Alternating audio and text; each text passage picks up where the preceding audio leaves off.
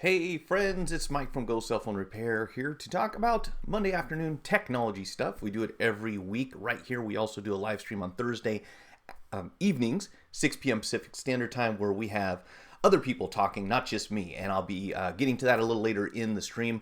We are going to discuss the four best phones, the four best smartphones of 2018, whatever that means. I guess it depends on who you ask. Steve Wozniak closes his Facebook account. Not a huge surprise, really.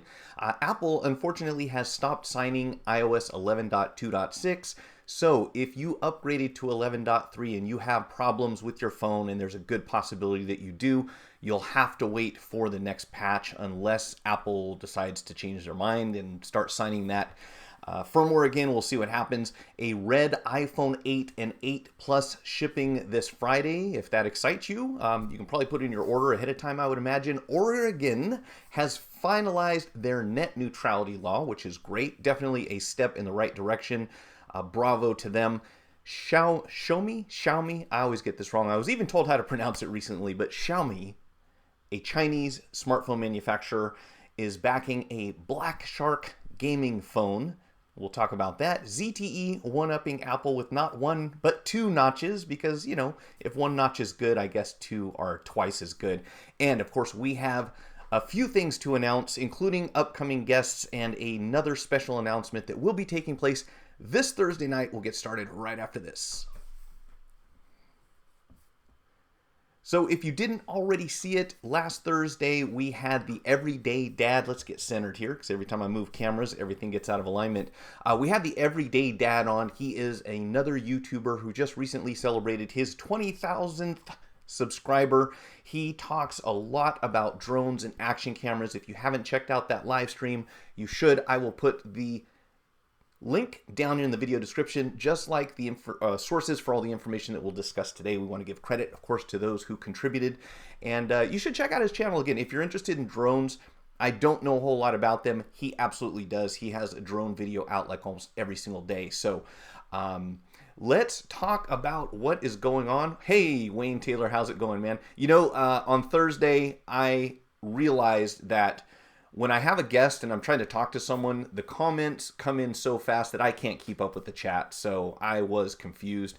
You were not drunk. I wasn't either. But I was a little confused by some of the comments because they just kept rolling through there fast. So I'm going to work on a solution to that, because my goal has always been to be able to respond to any comments or questions that come up during the live stream. But of course, the more people that are commenting, the more challenging that becomes. So when it's just me and you guys, it's not too tough.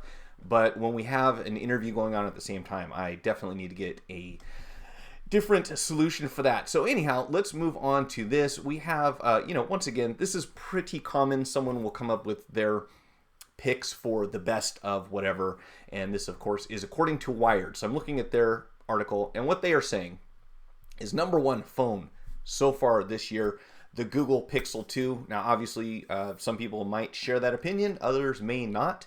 But I kind of like that they said straight to number one. It's not a countdown. So at the top of their list, they, obviously the camera being a big factor on that phone. But, so much of this has to do with what you're looking for. It's very subjective when it comes to phones. My perfect phone, it may not be someone else's perfect phone. So, I take this with a grain of salt. But 1080 screen, we've got an 835 Snapdragon processor, 4 gigs of RAM, and more than a day of battery life, which is impressive, obviously, for any phone nowadays. And the downside they're saying is the lack of a micro SD card for extra storage. And, of course, no 3.5 millimeter headset jack. So I thought a lot of people have gotten used to that, but not everyone. And I have to remember I've got something else very interesting about that we'll talk about shortly. The iPhone, obviously the iPhone 8. Now, the interesting thing here is that they named the 8 and not the 10. And, the thing about the 10, of course, is you're spending a lot of money for, pretty much Face ID and having an AMOLED screen, and probably not gaining a whole lot, as far as functionality goes. So they're saying, for the money, they give it an 8 out of 10 on this one, 12 megapixel camera on the iPhone 8. And if you buy the 8 Plus, you get the 2x optical zooming in portrait mode, which I should remind everyone does not work for videos. So one of the things that I thought was really exciting about the iPhone 8 was to have that portrait mode. So if you're recording video, you can do that thing in the movies where they are focused on the person's face and everything in the background's blurred. Yeah, not so much. Doesn't really work that way. This is for still images. So that was a kind of bummer, you know, not a huge letdown, but I'm actually still using my iPhone 7 for a lot of photography because it's pretty much the same camera. So you don't really gain, you know, in my opinion, don't really gain in that respect. The Samsung Galaxy S9, probably not a lot needs to be said about this. This is the closest, you know, basically I would have expected this to be probably put equally or close to where the iPhone 8 was, but, you know, for whatever reasons, or for their reasons, I should say, they chose the Google Pixel 2. And outside of that, you know, 845 processor, again, 12 megapixel camera with dual apertures, a little more control over the camera for this one, and that's typical of Android as compared to iOS devices. And let's see, what else did they mention on here? Not a whole lot. Micro SD. Oh, yes, micro SD card and a headphone jack again. So pretty cool in that respect for anyone who wants to keep that old headphone jack. And here's an interesting one. The Motorola Moto X4, which they said for the money, again, is a pretty decent Android phone, you know, within the top 4 for 2018 in their opinion. The thing about this that I noticed, and I went and I read the reviews on it because I was kind of curious about how good this Moto X4 really is. I haven't used one myself. 630 processor. It says you will experience a little lag now and then, obviously not the top of the line when it comes to Snapdragon. It has a 3.5 millimeter headset jack, micro SD, and 16 megapixel front camera, dual rear cameras. But here's the catch. On the Moto X4, most of the complaints seem to be that the external storage, when you add that micro SD card, it is for media only. So you cannot store your apps, you cannot store other types of information.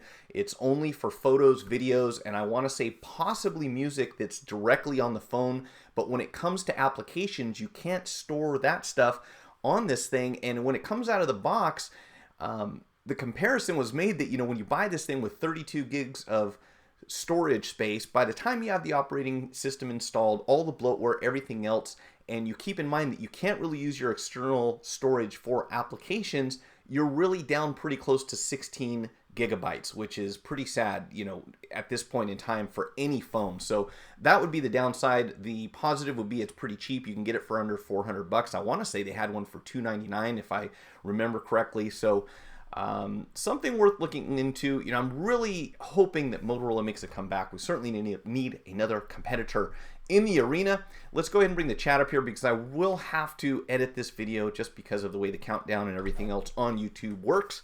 But hello to Harvey, Piano with Sam, Joshua Fitzpatrick. Good to see you guys all here. Yeah, I didn't know what Everyday Dad was. I thought it was some sort of family-oriented case. Yeah, well, I wasn't sure. And here's the thing, Wayne. You guys are funny, and everyone who comes on here is cool. We rarely have anything that's not appropriate or acceptable. I mean, we're all adults and everything, but once in a while we get a troll, of course. But I don't know how other people feel when they come on. You know, they could be, they could share the same sense of humor we do or not. And I really don't know how to approach that. But I certainly don't want anyone to be on this live stream and feel like they don't want to come back. So, but yeah, whatever. It's all good. Is that cap your new merchandise? No, it's not. It should be. This cap is what Mike does when he's in a hurry and doesn't have time to do anything else, and probably should just shave his head at this point. You know, if I lose any more hair, it's all coming off. But the M is in fact not for Mike. I thought it was a cool coincidence. I got this from a winery which is right down the street. It's called Muscardini, and we visited there, and I always like baseball caps, and I go, hey, this got a big M on it. That's cool. So I should call it my new merch, right? Oh, Piano with Sam is evening. I forgot. You are in Europe, right? I want to say England, if I remember correctly. I found something pretty cool, bit expensive, but cool. 3D microscope camera. Okay, that would be interesting. And there's a link. Cool. So I will add that link down at the bottom also because I'm not sure if you can click. Well, you won't be able to click on the links when they're in the video itself. So I'll add that link down there. Got a mate that does phone repairs. He knows his stuff, does all the board stuff. He recommended me getting a hot plate for standard screen repair on an iPhone 7 to reduce the risk of home button damage. He gave me some instructions on what to do. Have you ever heard of this? I have heard of the, you know, those hot pads, if you're talking about the little blue ones, they're kind of made out of a rubbery substance.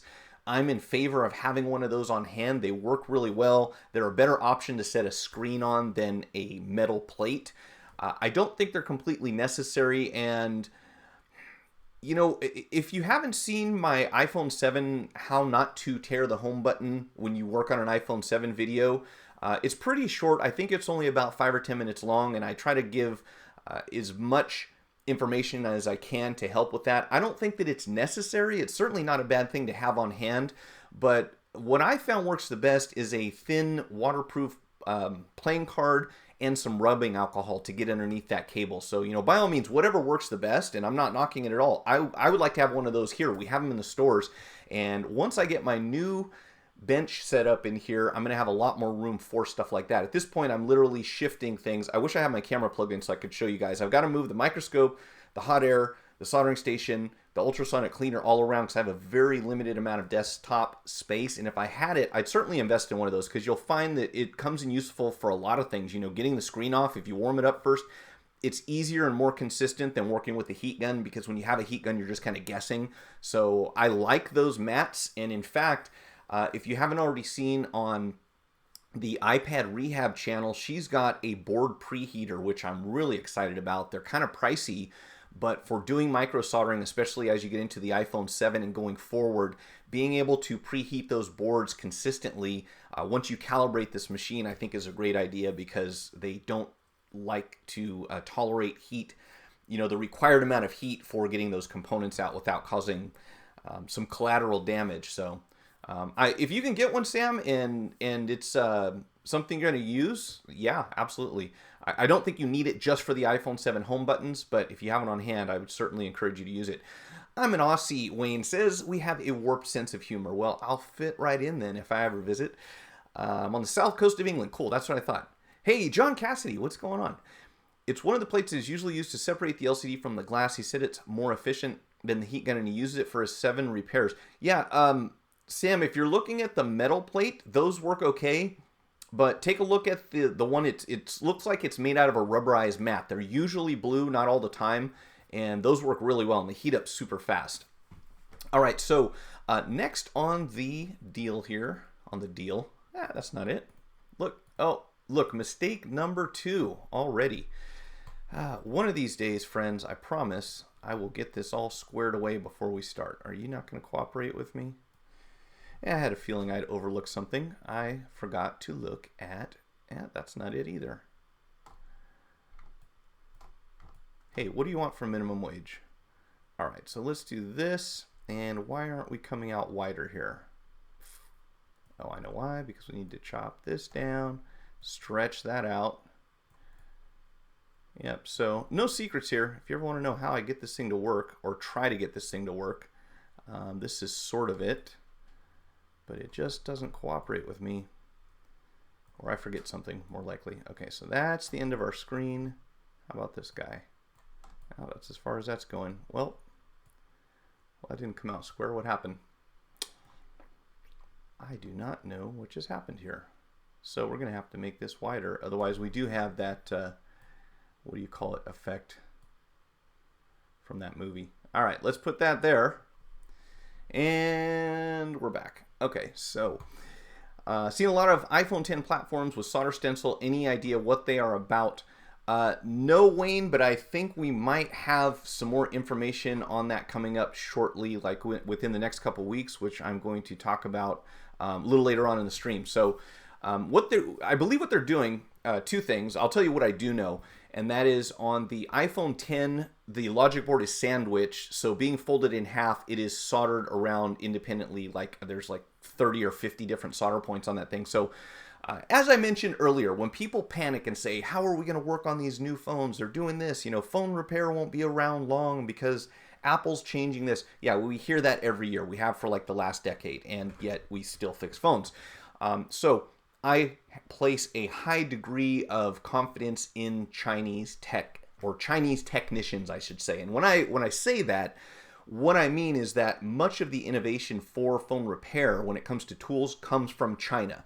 And it makes sense because they are right there where a lot of these phones are being manufactured or at least assembled and shipped over to us. So they have at least one device that is designed in order to desolder that thing, to get that sandwich board apart, and then be able to reattach it properly the way it was when it came from the factory. So these guys are so far ahead of, you know, the companies. It's like the day they create a phone that's difficult to work on, I believe these guys immediately start doing research on how to, how to get past this obstacle we have. So they've come out with ways already to get that thing taken apart and put back together. So, the iPhone 10, which we expect to see probably a different iteration of later this year, but something very similar, and more of the iPhone 8 or 8 Plus or 8 Plus S, whatever it's going to be.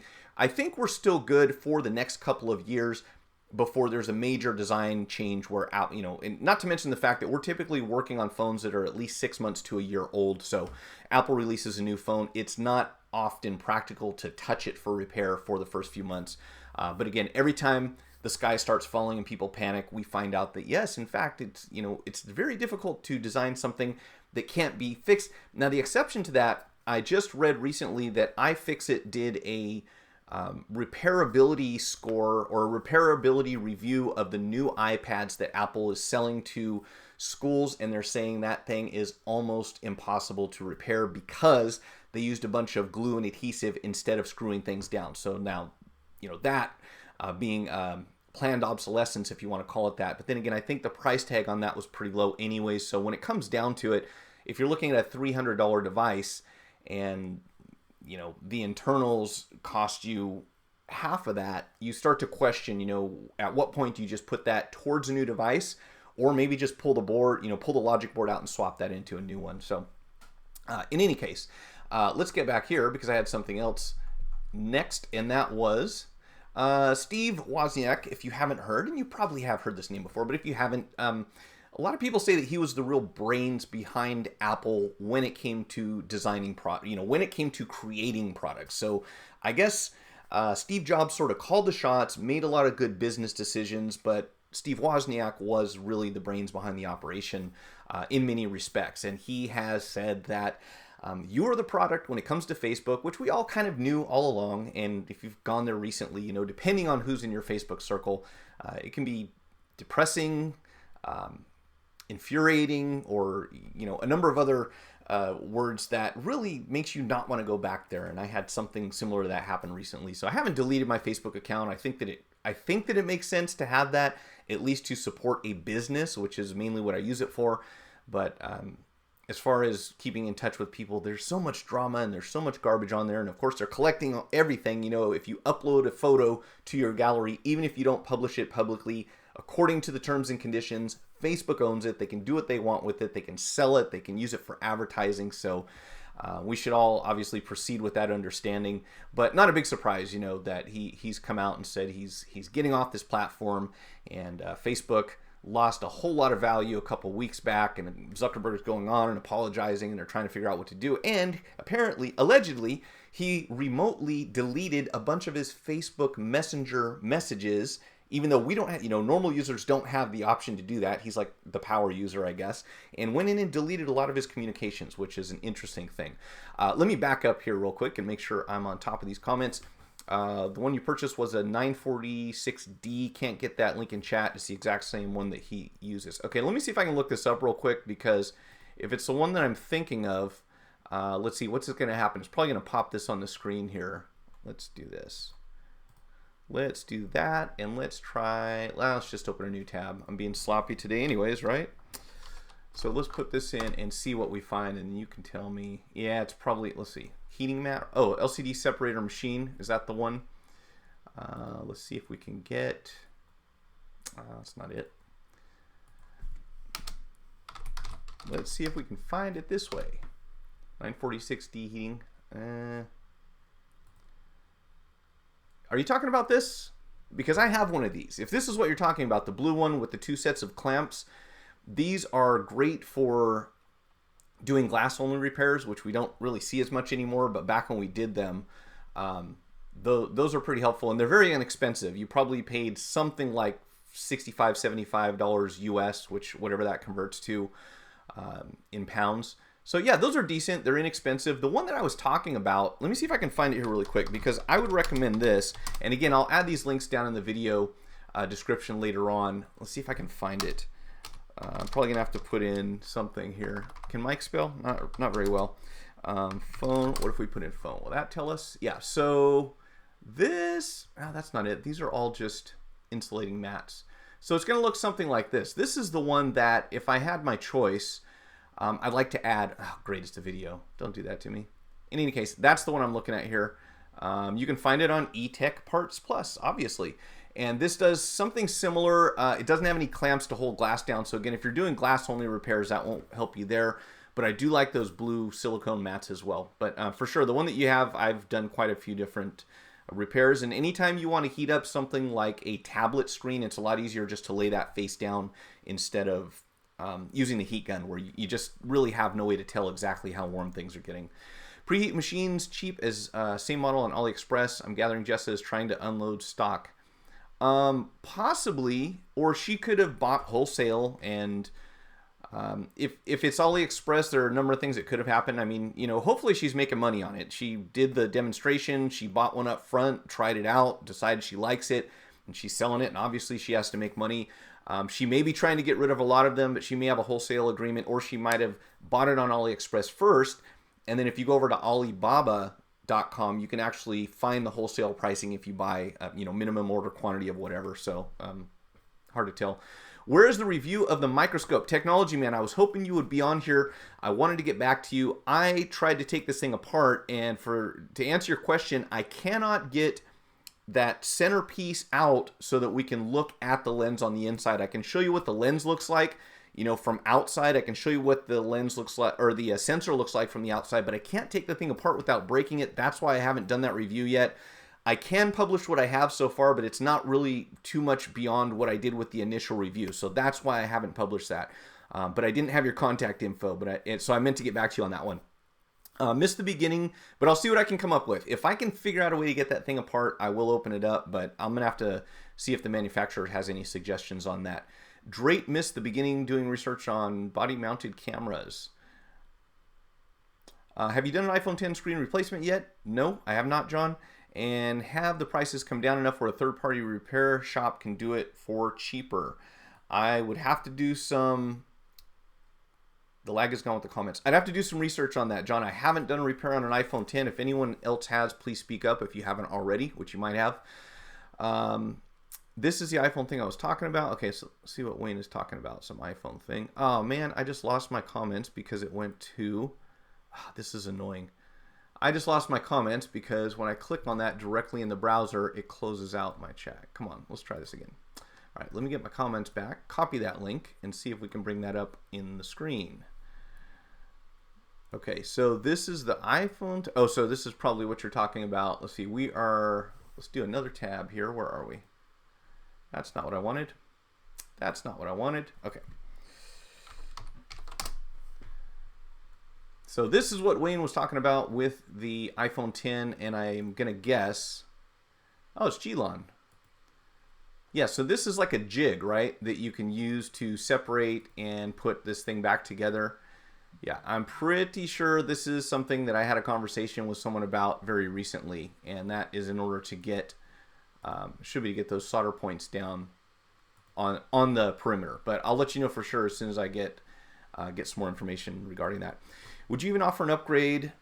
Would you even offer an upgrade the storage on the iPhone? I wouldn't yet. I haven't done that one yet, Harvey, but there is, again, someone else who's going to be able to tell us about that a lot more in the near future. In fact, I might as well just say it now because you guys are asking these questions and I'm so far behind. So, before I forget, this week we have Leron, the techie guy, coming back for a live stream on Thursday. Number one, I'm going to look at my stats here real quick. I am so close, friends, to 50,000 subs. Right now, according to YouTube, which doesn't update except for every few hours, I have 49,632. I wanted to do something because I'm coming up on 50,000. Hopefully I'll get there. If not by Thursday, within the next couple of weeks. We're going to have the techie guy on this Thursday during a live stream. The following Thursday, which will be the 19th, we are going to have Udroid Mania, another YouTube channel who obviously is going to be able to talk a lot about Android, and we have Scotty from Strange Parts. So if you guys aren't already familiar with this channel, and thank you to whoever recommended him. I think it was Johnny Chang. I'm not 100% sure. But Scotty, the guy who did two of these things. One, he actually upgraded the memory on his iPhone recently. So he took out the NAND, reprogrammed a new one, put it in there, and increased the storage capacity he has on his iPhone. He will be here talking to us, answering your questions on Thursday the 19th. So if you have anything that you want to run by him, have that ready. Also, he is the guy, if you don't already know, that added a 3.5 millimeter headset jack to the iPhone 7.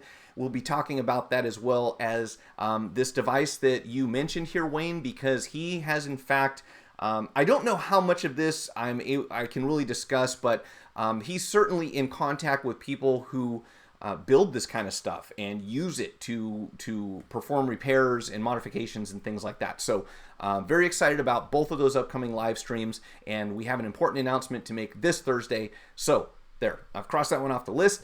Would I offer to upgrade it? To answer your question, Harvey, I might if I had some practice, but I'd be very cautious about that one because you can certainly do some damage on that area in the phone, and if you do, you may not have a working phone anymore. Then again, if you're upgrading the storage, you've probably already backed up your information because the storage is going to be gone.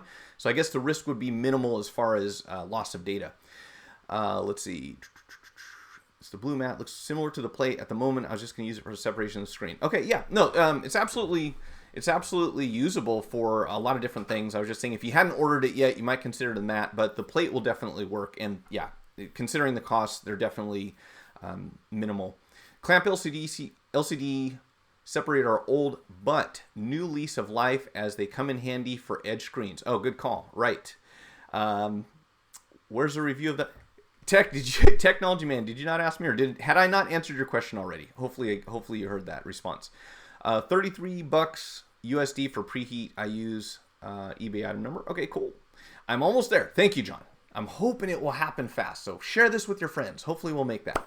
And Scotty, yes, Scotty's going to be here. Very excited about that. I had a conversation with him last week before Thursday night's live stream because we were basically trying to do a test. He is in China right now. He's in Shenzhen, I think. He's somewhere in China.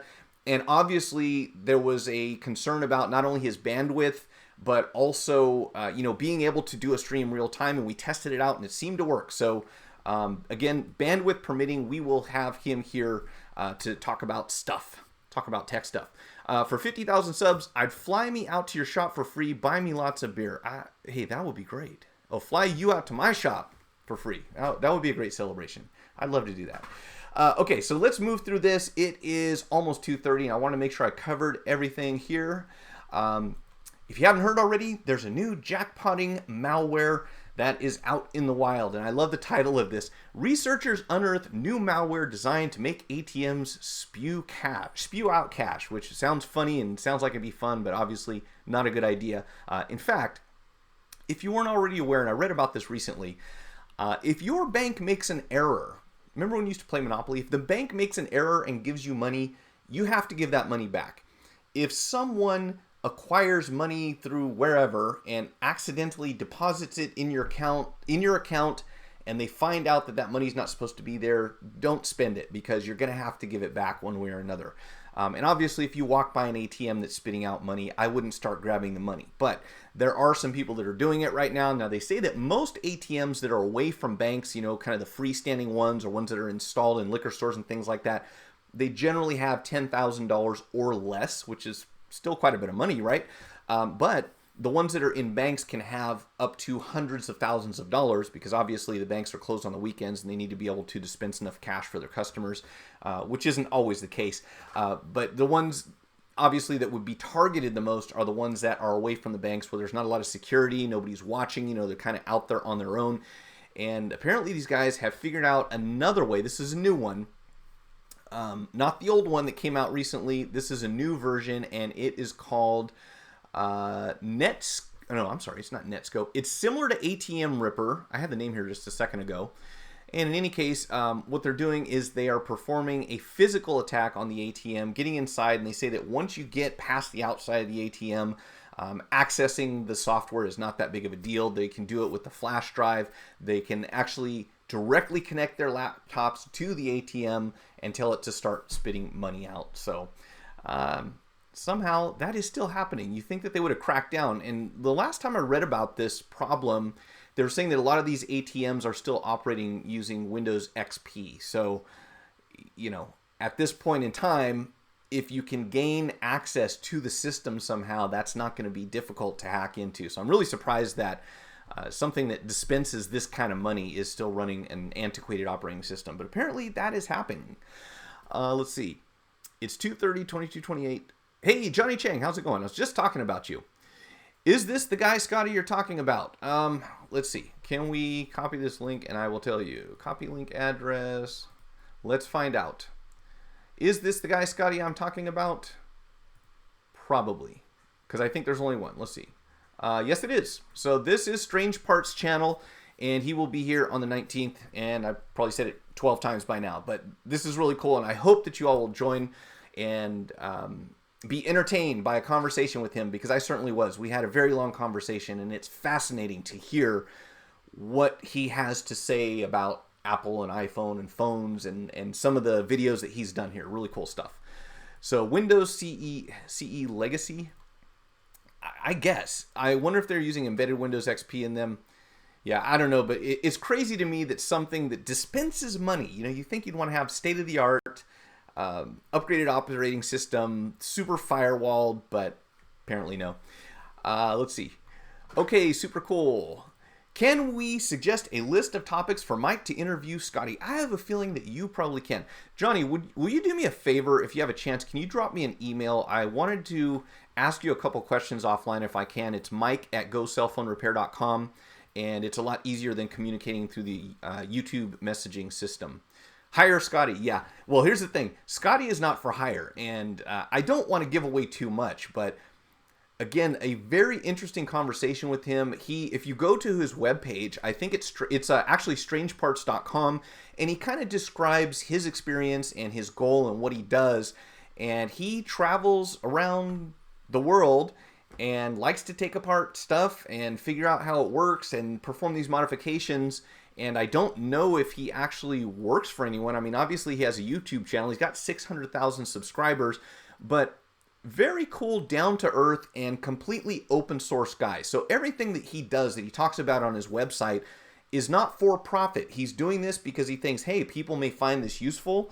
Let's figure out how to do it. And here are the plans. You're welcome to do with them what you will. And I love that. You know, the whole spirit of what he's doing is great. And of course, many people who are, you know, diehard iPhone, Apple fans are going to hate what he's doing, because, you know, if you take something out of the box from Apple and you say that you suggest that it could be improved somehow, a lot of people take offense to that. But I really love what he's doing. I think it's amazing. How many practice boards did Scotty go through with 128 gigabyte upgrade? He was persistent. Yeah, I don't know. Probably quite a few. What is your opinion on the Gray Key device that can unlock iPhones? Hey, Vegas 395. You know, we talked about that a bit, and if you're interested, we had a live stream that discussed that, not at great length, but somewhat. And it's obviously, you know, I don't know. Here's the thing. In short, if you have a lock on something, and we could call it a password, we could call it encryption, we could call it a deadbolt, whatever it is, if you have a lock and its design is to discourage people from accessing whatever is beyond that lock, the moment that you come up with a method to defeat that security, you can't keep that a secret. So the fact that Cellebrite and this other company now have a method for bypassing or breaking the security on these devices means that it's only a matter of time before that information gets out into the general population. So we play this continuous game where we say, let's stay one step ahead by upgrading, and then someone else figures how to defeat that. And it's probably more likely to happen, especially now when we have government agencies, you know, and this isn't restricted to the US by any means. This is worldwide. We have lots of government agencies who seem to feel that no one should have, you know, an impenetrable lock on anything, because obviously that would make investigations difficult. So knowing that they are in favor of creating something, and obviously there is a huge financial gain for anyone who figures out how to fix this or how to defeat this security, I think it's just going to keep happening. So is it good? Is it bad? Well, obviously, it depends on what you use it for, right? So there are good uses for defeating someone's password, and there are bad and criminal intentions behind some of the things that people do with it. The thing is, there's no way that you can say, okay, it's only to be used for good, because there are going to be some bad guys out there doing exactly the opposite. I don't know what to say. It just makes me question how we can have any sort of control over that, especially when you have organizations that are pushing, legitimate organizations, not criminal enterprises, but legitimate organizations pushing to defeat security, to defeat encryption, to defeat password and Face ID and everything else, because they need to do that in order to acquire this information during the course of an investigation, knowing that you weaken the entire concept of whatever it is that you're selling as security to someone. So I don't know if that's even an answer really, but I don't think it's going to go away. I think that, locks are deterrents, and it's just that. And eventually, if somebody wants in bad enough, they're going to find their way in.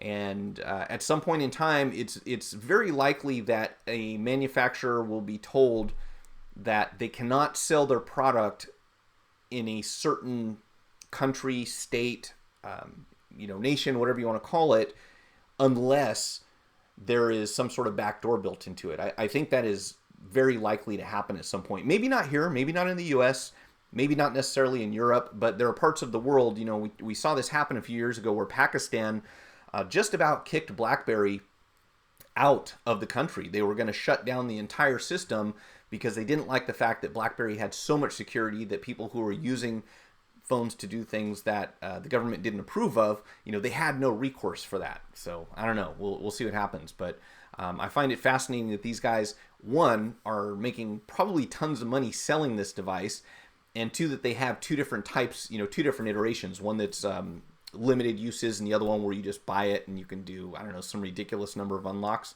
It's crazy. I'm keeping my eye on it for sure, though. So he could learn without losing a lot of money, and then when he figured out how to do it, he could do it on a real board. He used iCloud lock board, so that makes sense. You think he went through 12 unlock boards? Wow, that's nuts. Yeah, so this is going to be a great live stream, and again, you shouldn't miss this Thursdays if you can make it. I think you're going to find it very enjoyable. And then, of course, next week, and then I'm not sure what's happening on the 26th, but I'll let you know. I have added a calendar to my website. In fact, if just in case there's anyone out there who is curious, I have added an upcoming guest list here. If you go to gocellphonerepair.com and click on YouTube schedule, it's a very simple Gmail calendar thing here, and you can see what's going on here. Is it not working? Events cannot be shown because they don't have permissions. Well, I will have a calendar. Apparently, I didn't give myself access to this publicly. That was brilliant. But at some point later today, you'll be able to see upcoming guests on this website. Not right now, though, so that's a bummer.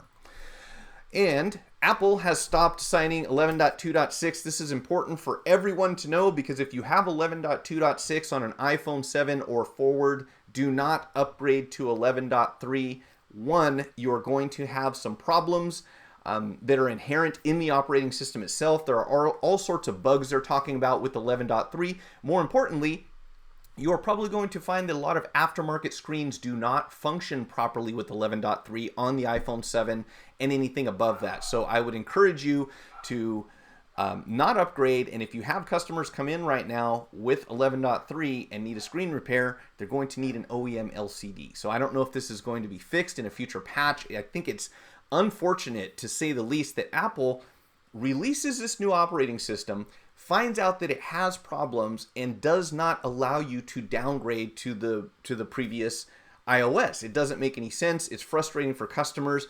It is certainly not in anyone's best interest. Like, this just baffles me that they would not either not let you downgrade or release a patch immediately so people aren't struggling with glitches in their phones and have no way, there's no turning back, it's crazy. So what were they talking about? There's an invisible keyboard bug, which I would assume is probably something similar to ghost dialing. There are a few other things on here, Bluetooth connectivity problems.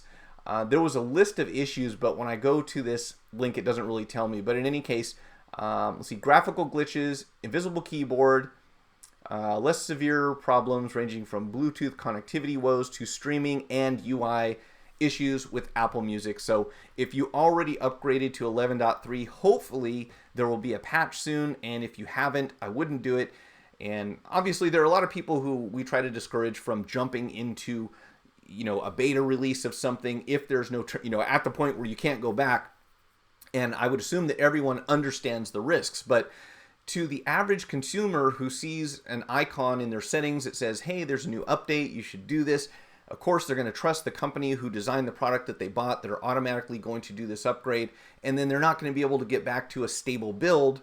And we don't know when the patch is going to be available. So this is really crazy. I don't know why they would choose not to let people have an option to rectify this at this point. I assume that'll change in the near future. Maybe the 11.1.3 is right around the corner, hopefully. But crazy thing for Apple to do. Yes, do not upgrade to 11.3. Thank you. I love that with the megaphones. That's awesome. Let's see. I seen Scotty on another tech podcast last year, Ari, the headset jack. You know how I feel about the headset jack. It's kind of ridiculous. So I have another thing that ties into that here shortly. I want to make sure I didn't miss anyone here.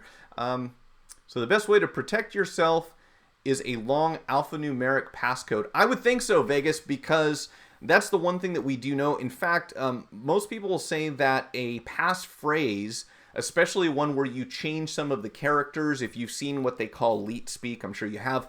For example, instead of using an A, you can use a number 4. And if you put a few random characters into a passphrase, which makes it easier to remember. So, a very long passcode with a bunch of different digits and numbers and icons, very difficult for most of us to remember. But if I created a passphrase, let's say my passphrase was, this password is really strange. And then I changed some of those characters within that password so that one of the A's was a 4 instead of an A, and one of the I's was a number 1 instead of an I. It would take a long time, probably even for a quantum computer, to be able to break that, to hack that password. So yes, I believe that is a correct answer. I'm certainly not an expert, but my passwords make no sense to most people, so I think I'm somewhat secure on that one. Here in the States, we have to start to recycle the old and used gadgets if the tariff imposed by the government going to full-blown. The parts coming from China is not going to be cheap anymore. Yeah, and this is just crazy. I think this tariff thing is going to be short-lived, honestly, when they really understand what they're doing, which is only causing complications for us, really, in the long run. Apple, is it low-quality screens only, or anything besides OEM?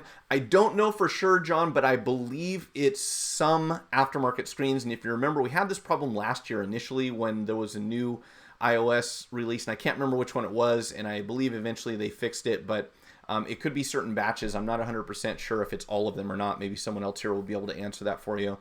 We have specialized machines for breaking all phones, only available to law enforcement only, and we aren't allowed to discuss name brands, but some would shock people with what they can break into. Yeah, I got to say, at this point, Wayne, I wouldn't be shocked. Considering the hacking tools, the surveillance tools, everything else that's going on, it would be hard to shock me, I think, at this point. But it's crazy. Yeah, what can't be broken into? Don't store anything too valuable on your phone, I would assume. It's a very dumb move for Apple to push for people to update to the newest without a chance to fall back. Yeah, I'm really baffled by that one. I don't know why they did that. They had this issue earlier in 11 with non-OEM based screens. So it was 11. Okay, I remember that, Greg, that there was something that wasn't compatible with some aftermarket screens. And the weird thing was, initially, it wasn't even in an entire lot from a certain brand. It was only certain screens, and it had to do with one of the cables built into the digitizer, if I remember correctly, that was the problem. So they hadn't added, or they had cheaped out on something, and that had pretty much disabled the touch, right? Wasn't that the last problem with that one? Average customers jump on the updates because it's Apple, exactly, and you need to say no more, right? I bet Apple, an upgrade just to quench any possible loophole that could be exploited. Yeah, and there was a brief discussion about jailbreak in relation to this, and it was on iClarified, and I got to say, I'm certainly not an expert on jailbreaking, but there was a 0-day bug and kernel that apparently survived the upgrade. So I guess that means that 11.3 can still be jailbroken even though they were supposed to have patched whatever this was. And guys, I can't tell you what this says. This is like beyond me. But this was tweeted, I want to say, by, what was the guy's name? This was by Min Spark Zheng, I believe is how you say it. And he said, these two vulnerabilities could be key in developing a jailbreak. Oh, so they could develop a jailbreak for 11.3 based on this. But I would think that if and when Apple patches this with 11.3.1, that will close up that loophole. I don't know. Again, this is all code stuff, and it goes right over my head. So I don't know what all this means. But yeah, it looks like something didn't get upgraded to prevent jailbreaking from happening with 11.3. Where are we? Where's the comparison between pad schematic ZXW and the other schematic? Man, you're a little demanding, aren't you? I might actually have something coming up right along those lines, so I will keep you updated. I haven't had time, to be honest, to even mess with pads yet. I'm still using ZXW, but I want to say my ZXW expires this month, and I have to make a decision, so hopefully soon. Apple can... How such a dislike people, but yeah. I understand, Wayne. I understand exactly where you're coming from. It's not a trade war. It's not a trade war. Does Samsung OEM screen have any serial numbers linked to the phone which are installed into it? After I replaced my J7 screen, the phone stopped showing the factory serial number making. Not that I'm aware of, Johnny, but the J7 is an LCD, right? Because if so, then it could be aftermarket OEM serial number. I don't know. That's a good question. Does anyone know about... Wait a minute. So you're saying you change the screen and it stops showing the factory serial number? I don't know. I don't understand how that would happen. That's maybe. Going to be great tariff for us Aussies. I'll be flogging to you guys. Unable to upgrade via smart switch. Pads is an okay as a backup. Oh, Joshua Fitzpatrick knows. Pads is okay as a backup. I would not rely on it as a replacement. And are you referring to ZXW or something else? Because I think there's 2 or 3 different board level schematic softwares available now, and I'm looking into one of the other ones. There was a company that contacted me, if I remember correctly, about reviewing another board level schematic dongle. So hopefully I'll be seeing that pretty soon. Sorry, guys. I try to get this stuff done as soon as possible, but I'm so backed up here. It's insane. Once I get my new tech bench area set up, which should happen later this week, I'm going to have a lot of things. For one, not such a tight area to work in here, and also a lot more stuff you'll be able to see. And that's why I'm going to try to get these cameras set up so that we can do some live repairs, which I've been wanting to do for quite some time now. Absolutely not. Samsung encourage third-party screen repairs unofficially. Problem is we need a third player, otherwise Apple and Google can be happy continuing with their set ways and business practices. 1001 noisy cameras, I agree 1001%, because this is the problem we have.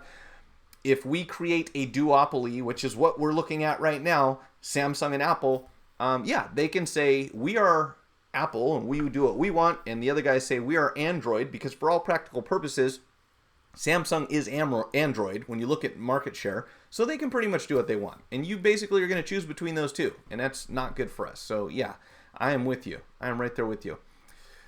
Let's see. Sorry, my chat moved again. Where do we go? ZXW. Okay, cool. Yeah, I'm using ZXW. I think mine's literally expiring like in a couple days, so I need to do something about that. OpenView software free developed by Paul Daniels. Is that the one that works with pads, or that's completely separate? Because I remember reading something about that, in fact. Just shows zeros. The emergency recovery from Samsung Smart Switch for Windows require the serial number. I only have Heimdall now to work. Odin failed to flash the stock ROM now. Oh, that's interesting. Ever since you changed the screen? I don't understand that. That's weird. I can't think of any reason that would make a difference, but I haven't worked on too many J7s either. Open board view is more for Macs. Good, I'll put it on my Mac and hopefully that will work. All right, let's get through this real quick. So, Apple has announced a new red iPhone 8 and 8 Plus. I don't know, are you excited? Anybody? Nobody? Maybe so. And I believe that this one will also contribute to charity. If I read this correctly, yes. So, part of the revenue generated from the sales of product red devices and accessories is donated to help people with HIV and AIDS. And it will probably look something like this. I still got the wrapper on this one, but the camera is going to be, the back cameras, of course, will be horizontal instead of vertical. And hopefully later this week, I will have this conversion done. I've been wanting to do this for a long time. And again, just so backed up on projects that I haven't been able to. If you want an iPhone, a red iPhone 8 or 8 Plus, you can get that. Friday is when they're shipping. I suppose you can pre-order now if you want to check it out. And Apple's working on a new foldable phone. We knew that already. Also, Apple apparently is going to be, allegedly, is going to be launching a triple rear camera next year. Now, who's copying who? I think this is funny. So, Xiaomi, I never say it right, released the, Huawei released the P20 Plus recently with the triple camera setup on the back, and now Apple supposedly is doing the same thing next year, which is interesting. And I love to see that when everyone says that everybody copies Apple and then Apple does something that someone else is doing, which they've been doing that for a long time. You just don't hear a lot about it. You know, wireless charging. Yeah, the list is pretty long, but I'm not going to go too far into that. YouTube version and to charity against VIH epidemic. I don't know. What is that, Johnny? I don't know. I will say something. Johnny Chang, you ask a lot of questions that make me think, which is good. But if I don't know ahead of time and I am not familiar with the topic, I can't say much about it. I remember the YouTube version of the iPod, which is pretty cool and worth a lot of money now if you happen to own one in good condition. But as far as VIH epidemic, I don't know what that is. HIV, okay. HIV mistype. Okay, yes. Yeah, so they did something with the iPhone 7, right? They had a red iPhone 7 that was for the same charity, I believe. Okay, let's get ahead here. Oregon has finalized their net neutrality law despite the fact that ISPs may sue. And I'm happy for Oregon for doing this. And I hope other states do the same thing. And I think it's ridiculous that the FCC has or is trying to pass legislation that says that states cannot oppose their ruling against net neutrality. It's crazy. It's like we're going to pass a law and then pass another law that says that you can't pass your own laws regarding the first law that we passed. What is this? Is it like, well, I do it twice, you do it 3 times, I do it infinity times. What are we, children here? This is crazy. Come on.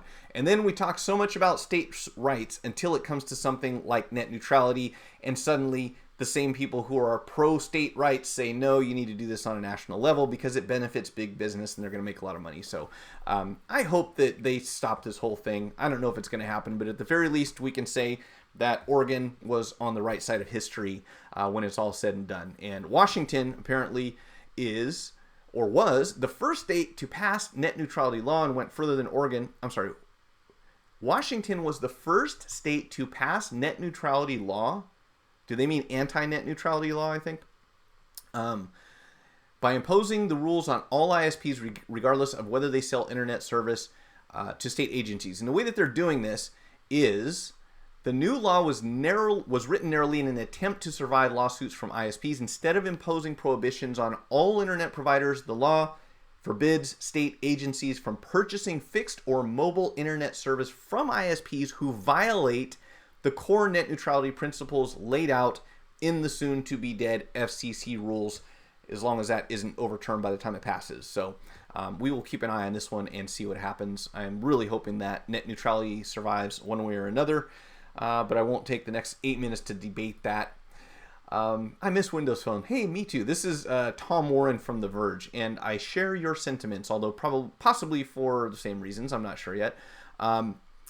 Let me see. Let me go back here real quick. I do want to talk about this for a second. I know I bring up Windows Phone, and nobody cares. No one cares about Windows Phones anymore, and I totally understand that. But here's my question. Why don't we take the good things about Windows Phones, like the live tiles, and the way that the voice assistant, the voice-to-text worked, which to this day I think is way better than Siri, Google, Bixby, you name it. You know, when someone messages you, a text message says, you have an incoming text message. Do you want me to read it? Yes. And then it says the text message, and it says, do you want to reply? And I say yes, and I speak the text message, and it goes to the other person. And there are no buttons involved. There's no Hey Siri. There's no OK Google. It's just all automatic. Why isn't everyone doing this? I don't understand.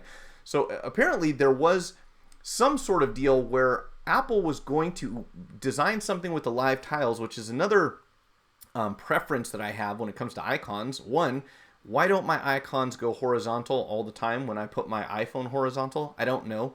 Why can't I customize the icons? I don't know. I guess if you jailbreak, you still can. But the limitations on iOS are one of the disappointing things about it. But you get more functionality, and the live tiles were awesome. Maybe whoever inherited Windows, which is is it HMD, maybe they still have the rights to that. No one else can use it. I don't know. But when it comes to apps, that's where they failed, or the apps failed them. And I guess there's no point in talking about it, right? But I'd love to see it come back. And I thought it was interesting that The Verge, or someone from The Verge, said this today. Let's see. If I had not, where are we? HIV, my fault. You can donate to the charity directly. More money goes to them than buying a red phone. I would agree with you completely. That would make a lot more sense. If it's not stopped, it will be undone in a few years. That is just a salute to the flag for all those affluent people who may feel guilty buying an expensive gadget for no reason. That is a good point. I feel sad for you USA guys. Net neutrality would never ever be tolerated by Aussies, and it wouldn't be tolerated by a few different places, and unfortunately we're not one of them. But yeah, I'm envious. We really need to make sure that we're doing the right thing for the population at least as often as we do for big businesses. But the way things are set up here, sometimes those two can be in conflict. So that is what it is. Only Nokia and HTC had released Windows phones so far. And Johnny, there was actually a Samsung Windows phone a long time ago. It was about the time that the Galaxy S2 is out, if I remember correctly. And I want to say there might have been one other brand, and I could be completely wrong, but I know that Samsung did have a Windows phone as well. Let's see. Lumia 520 Windows phone is still alive and kicking. Awesome. My Nokia 1020, unfortunately, is not. The Windows phone failed to raise because they didn't make it more open, unlike Android. Yeah, that makes sense. It's only a matter of time before Microsoft comes up with something that kickstarts Windows phones big time. And I hope so. They've got a long ways to go when it comes to apps, you know. That's the thing about it. And the same part of the reason that I believe that BlackBerry failed, and that is they got so far behind on the app market that now, if you enter with an operating system that doesn't have over 1 million applications available to it, you're gonna have a hard time surviving. So hopefully something happens. Galaxy S3, HP, Samsung, Alcatel all had Windows phones. Yeah, I thought that there was a couple other ones. So I remember the Samsung, I remember HTC, and obviously Nokia, but HP and Alcatel, I don't remember those, but that's cool. Yeah, so quite a few people jumped in thinking that Microsoft was so big that they would be one of the big players when it comes to operating system. But I think they had their efforts focused in other areas, unfortunately. Xiaomi, back to Black Shark phone will be a powerful gaming beast. You remember they had the Razer recently? Well, apparently there's another company getting into that market. And this is what this is on Digital Trends. This is what they're saying it looks like. It says we don't have much to go on, but it kind of looks like a rugged design that resembles a protective case from UAG or OtterBox, and that's kind of what it looks like. I know it's a dim picture; it doesn't look great on here, but this is what they have on their website. It's clear it won't be a stylish trendsetter like the Huawei 10 Pro or the iPhone 10, and given the rubberized look and chunky looking sides, it's likely that it's not going to be the thinnest and lightest phone around either. And by the way, I want to say, I read something recently about Fortnite on iOS, something like, what was it? I'm going to have to look that article up. But apparently people really are playing Fortnite on iOS, and I don't understand how because I'm terrible at it. I gave it a shot and it didn't work yet. However, the everyday dad attached an iPhone to a drone and had it hovering in front of him and played Fortnite and actually got a kill on that thing in one of his recent videos, which blew my mind. I struggled to even survive on that game, and that's without flying it on a drone. Here's another cool one, though. ZTE is coming out with a phone, and what was the name of this thing? This is the Iceberg. Okay, ZTE is supposed to be releasing a phone called the Iceberg with not one, but 2 notches, which makes complete sense.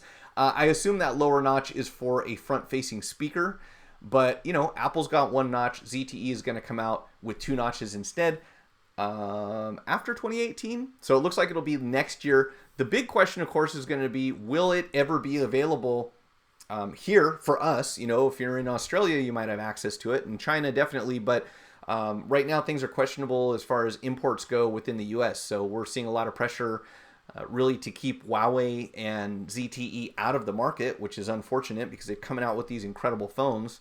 And coincidence? I don't know, but I thought this was kind of cool. A dual notch phone. So how long will it be before your phone has 4 notches instead of 2?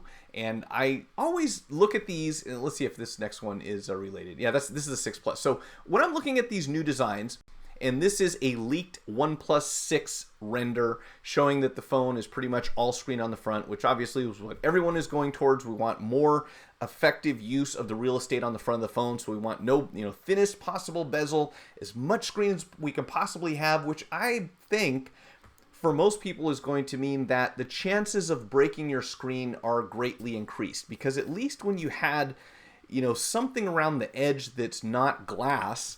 And obviously, most phones have quite a bit of glass on the front. But the more that outer edge shrinks and there's really no metal or plastic or anything around the perimeter, probably the chances of your phone breaking, having the screen broken increase directly proportional to that. So it is what it is. Let me shut this off real quick and go through these comments. It's 3 o'clock. I think I covered everything today. It was a bit of a struggle, but let's see. I forgot about the Idol 3. Was that the Alcatel? I don't even remember that. I guess they didn't sell too many. Microsoft may be waiting for more progressive web apps and mobile app getting more powerful before they return to phones. I don't know. Hopefully, wouldn't it be weird if... See, because Microsoft never manufactured phones, though. That's the thing. So are they just... They're waiting to... How would they sell their operating system? That's the part that I don't see how it would be feasible at this point. Given the current availability of applications for everything, you would have to convince all these popular app developers out there that your product is going to sell enough that they should create the application for your platform. So I think that would be an uphill struggle. I mean, who knows? One other YouTuber that has close ties with Oppo and OnePlus said in a prediction that in the future of the mobile ecosystem, everything is going to run by way of web browsers and HTML5, and there will be no more apps to be installed on the phone, but runtime programs based on cloud computing. That could be interesting. That could answer that question. Maybe. If I only use apps and they offer something more or better than the mobile website. Got to test out 5G network in Queensland last weekend. Man, the speed is unbelievable. Makes cable appear slow. Wow, that is cool. Yeah, I've been hearing a little bit about 5G, and I'm wondering, when is the point? When do we reach the point where wireless is just faster than wires across the board? That will be an exciting time because it's 2018, and having a wire attached to something is kind of crazy. Let's see, maybe a Surface phone in the make. Oh, that would be interesting. There were some rumors or dreams of a folding phone tablet hybrid thing. Yeah, we keep hearing about that with Samsung and Apple, and we know that they have both secured patents for foldable designs. Samsung has already shown us some foldable screens. I don't know if and when that's actually going to happen, and my big question is, where do you put everything? Because at least half of the phone has got to be battery, right? So maybe you have one panel with the battery behind it and the logic board behind the other panel, and those two fold together. That could work, right? And the big question is, I really think that what the public would accept would be a foldable screen that is all one piece. So from one end to the other, it's all screen. Because if you have a knot, if you have an outline right down here in the middle, and it's actually two screens that fold out to two, screens that are next to each other, I don't think that really does it for anyone. Just my opinion. But I think that we really need a truly bendable, like an LG G Flex screen that you can fold all the way in half. And that might even be a solution for some of the problems that Apple has with their logic boards, having stress on them and then having certain components that fail over time because the stress is, kind of centered at a certain point. But we shall see. In any case, that's about it for today. I'll be back again this Thursday. I hope you can join me. If not, obviously you can always watch the replay. But we do have an exciting announcement to make. We have Leron, the techie guy, coming to join us to talk about home monitoring smart systems. So that will be an interesting topic. Again, something that I don't know a whole lot about, and that's my goal, is to learn from this live stream. And I am always welcoming to suggestions that all of you have for guests to come on. You know, if there's something that you think is tech related and we should be talking about, it can be outside of phones and tablets. And also, I will be rebranding this channel eventually. I don't want to be just Go Cell Phone Repair, because we do a lot more than repair phones. Oh, and there were a couple quick things for anyone who has time I wanted to mention quickly. I have had a lot of people asking more about game console repairs, so I'm going to be concentrating on that a little more in the future. One thing that I discovered recently, and I know this is an old device, but if you've ever come across a PlayStation 4 controller with a broken charging port, these things are easily repairable. I had no idea how easy it was.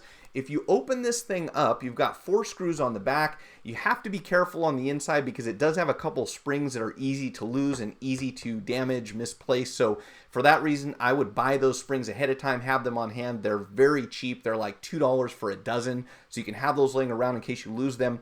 But on the inside, there's a separate PCB with just the charging port. And as you can see, I've actually removed, oh, that's not going to work good. Okay, so I've actually removed the micro USB from this one, and I did not have anything on hand that would fit in here. I really did it just for the project because I didn't have the replacement board. You can order these online. They're about $2 a piece, probably another $2 or $3 for shipping. Pull the old one out, unplug the old one, pull it out, put a new one in, and you're good to go. The only thing is, they have 4 different styles. So 4 different boards with the charging port for the PS4 controller to choose from. So I wouldn't have known which one to order until I open this thing up. I don't see them come in damaged very often. What I wanted to do is just get the micro USB, which obviously is not practical to replace, but just for fun, I was going to pull out the old one, put it in. But I don't know what's compatible with this. If anyone does, let me know, because I might have one laying around somewhere. I just don't know where to start looking because there's so many different types of micro USB ports. And I think that was it. I think that was everything for today. Have a nice evening. Thank you, Johnny. Good seeing you all. Thanks for joining. Cool, been installing CCTV systems for years. Before we go, check this out. Okay, what do we have here? Let's see what we are looking at here. This is so much easier than me typing things in. Oh, I have to go back to that link, though. What is this? Oh, is this the 3D microscope? It is. Okay, let's pause that because we're going to get sound on the screen.